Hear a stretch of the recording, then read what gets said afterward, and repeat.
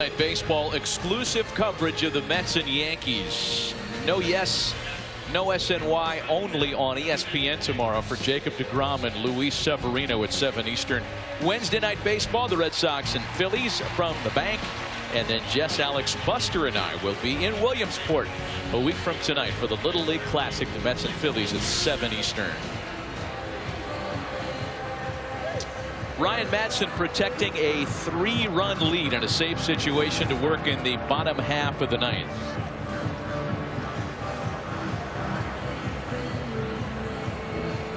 Madson filling in for that closer role, which seemed to be solidified with Sean Doolittle coming in last season, but now on the DL.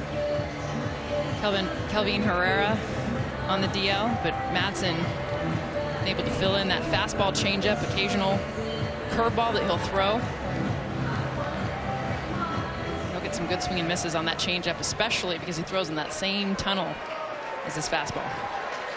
Some changes behind him as well as Anthony Rendon comes in to play third and Wilmer Defoe at second.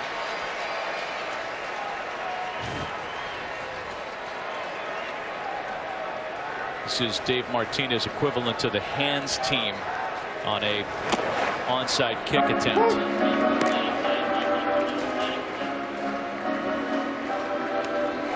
Ben Zobrist, Jason Hayward, and Albert Almora, the last chance for the Cubs, trailing by 3 tonight.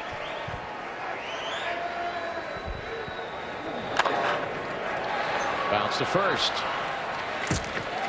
Well, you mentioned that changeup, Jess. It's a good one for Ryan Madson this year. Opponents batting 38 cents on that pitch. .038. The lowest batting average in baseball on plate appearances ending in a changeup. And you can see why that last at bat to Zobrist, someone who recognizes pitches very well, way ahead of it, because it looks so much like the fastball. Teammates with another guy that has a pretty good changeup, Cole Hamels, in Philly from 206 to 211. Teammates in the World Championship team in 2008. Jason Hayward now 0 for 3 so far tonight.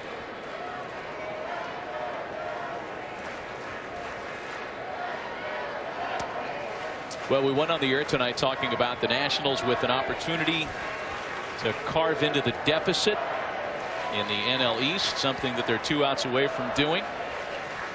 And the Cubs having an opportunity to pad their advantage atop the Brewers in the NL Central. Milwaukee losers to the Braves today.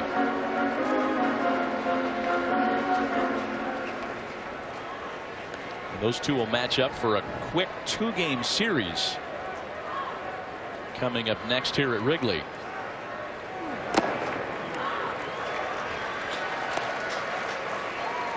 Two balls and a strike.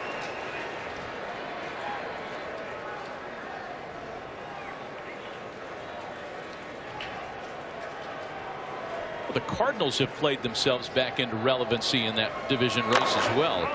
As Hayward chops one off the plate, Defoe's got to hurry, and he loses the handle. Yeah, the old cliche, Alex, the new guy, it always finds you. It always finds you, and tough play made a little tougher by Defoe, being a little bit over aggressive. I like coming in, you have plenty of time, even 2 hands, and then a nice flip. A little bit too quick, you have plenty of time. That ball will find you.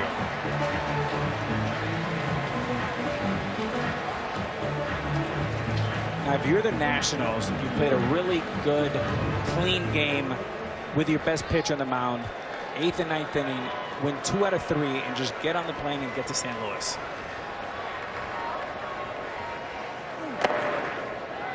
Albert Almora now.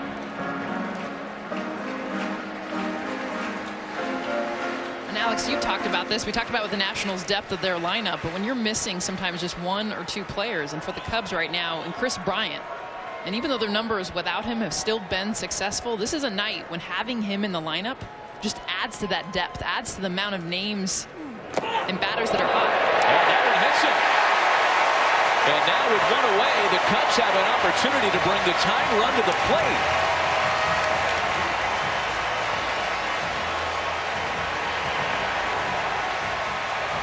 and you open the box by the error or a play that should have been made,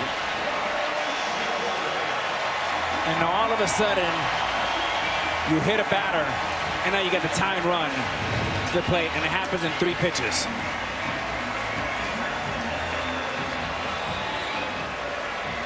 Yeah, Bill Murray conjuring up little enthusiasm, as is this sold-out crowd. And now it's Kyle Schwarber who represents the tying run with 1 away. Schwarber has singled and been intentionally walked tonight.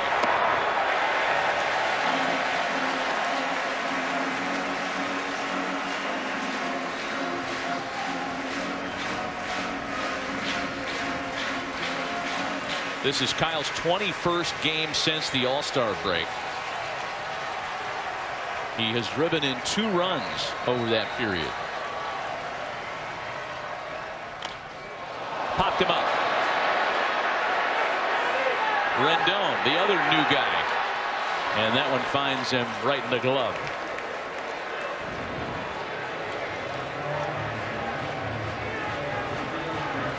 Talked about the Cubs with a chance to add to their lead against Milwaukee with a win tonight. There will be no ground gained. Brewers losers today, and if the Cubs fail to come back, it'll stay 2 games of separation. And again, those 2 teams match up for a quick 2-game series here at Wrigley starting on Tuesday. Wilson Contreras, the last chance for Chicago tonight. 0 for 3 with a pair of strikeouts against Max Scherzer.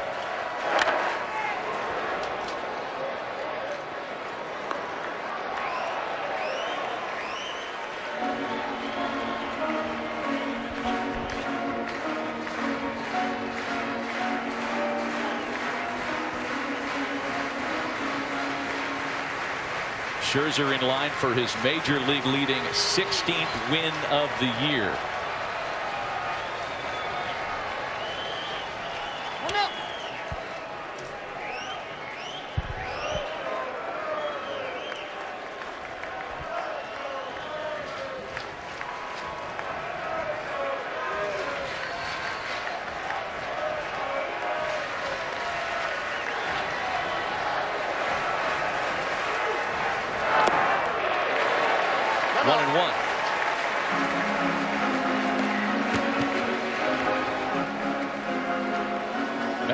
Has displayed some nifty glove work tonight.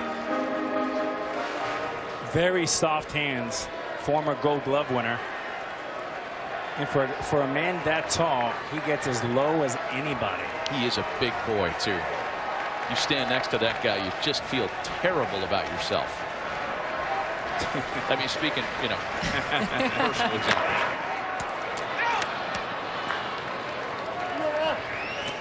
Ball and 2 strikes. We talk about the Cubs staying home for 2 against the Brewers starting on Tuesday. The Nationals, as we mentioned earlier and as Alex just brought up, headed to St. Louis tonight for a Cardinals team that just won't go away.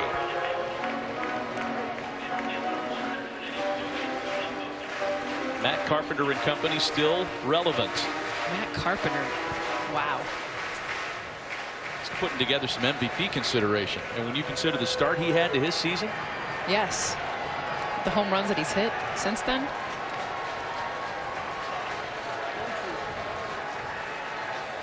A ball and 2 strikes, the count to Wilson Contreras.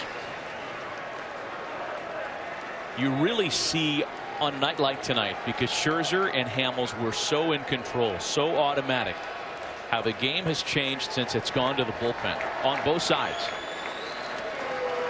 You just didn't feel like either lineup had a chance with those 2 starters in the game. It's been a completely different feel since the 7th.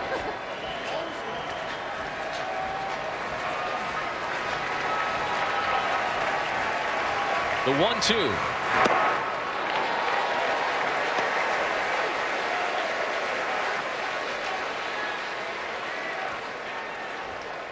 Which is why, you know, Max Scherzer fights to keep the ball. He wants to stay in these games because he knows he can finish them.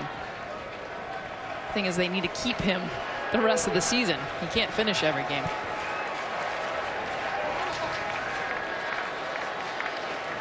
Should it go any farther, David.Bote waits on deck for Chicago. He has been so good filling in for Chris Bryant, whose shoulder is still on the mend. 39,000 plus on their feet and very quiet as Contreras stays alive.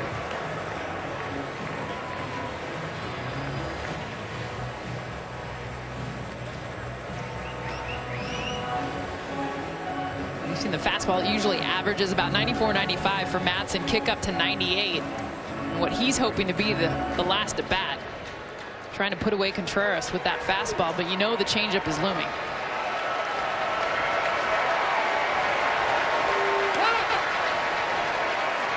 Little cat and mouse game going between Contreras and Madsen. Yeah. As soon as he gets on the rubber.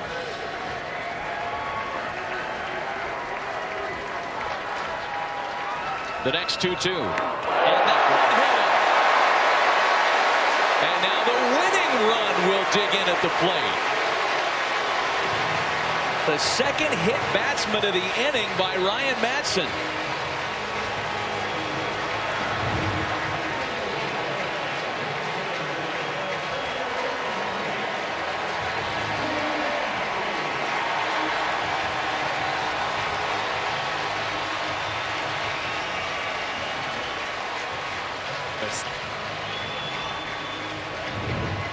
This is a terrific visit here by pitching coach Lilliquist.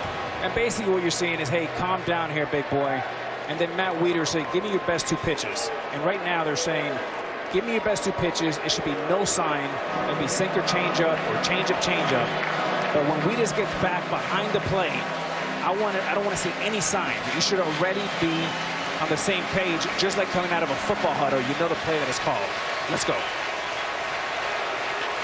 Hayward, Almora, and now Contreras aboard, the latter of 2 via hit batsman plays. And now we're going to have a pinch runner at first as Ian Happ will come out to represent the tying run.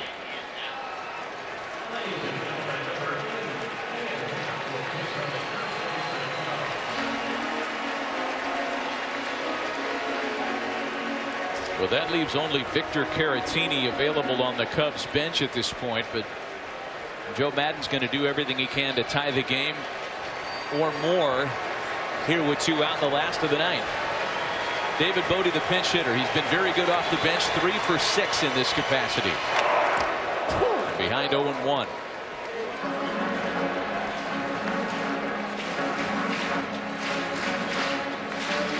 We talked about Bote last time we saw the Cubs. This is his 5th stint with the major league team. Up and down all year seemingly from AAA.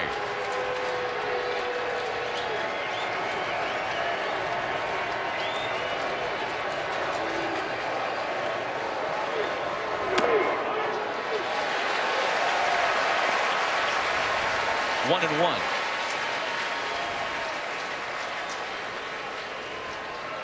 David.Bote, one of those hitters that has hit the ball hard, especially the last 2 weeks. Best in baseball in hard hit average.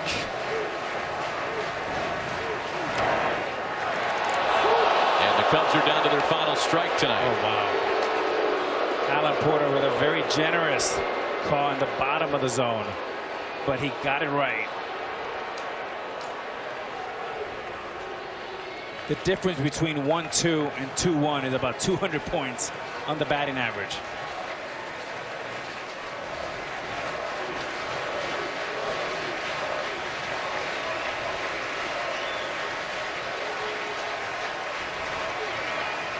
Madsen's 1-2 pitch, and it's a 2-2 count now.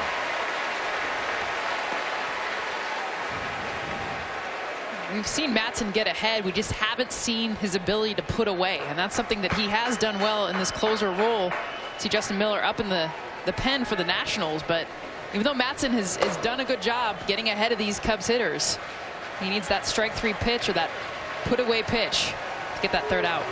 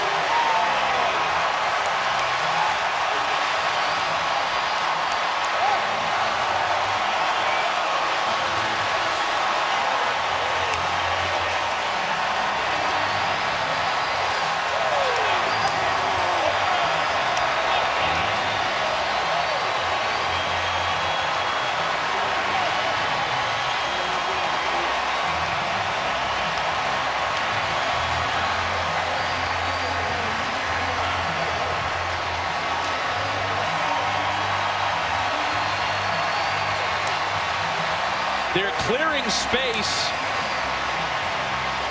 beyond the outfield fence on Sheffield for a David.Bote statue here at Wrigleyville.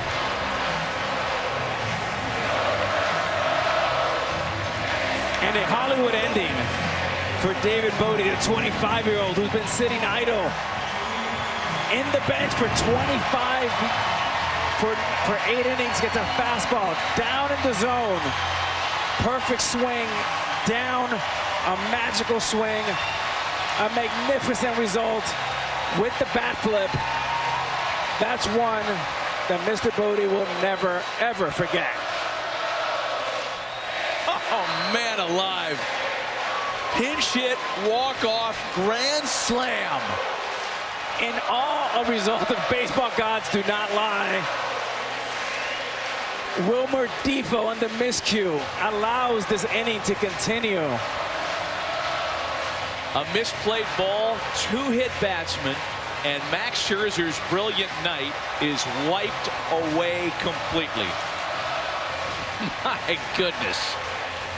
And Matt Jess for the Cubs, this is one night they can look back in the middle of October and say, hey, this has the feel of 2016. This has a magical feel as well. Wow. David.Bote. What a moment. A fantastic finish at Wrigley. And a 4-3 stirring Cubs come from behind win. Coming up next is SportsCenter. Tomorrow, exclusive coverage of the Mets and Yankees at 7 Eastern. For Alex Rodriguez and Jessica Mendoza, Matt Vasgersian saying good night from Wrigley Field. SportsCenter is next with John Buccigross and John Anderson. ESPN app, now with ESPN Plus.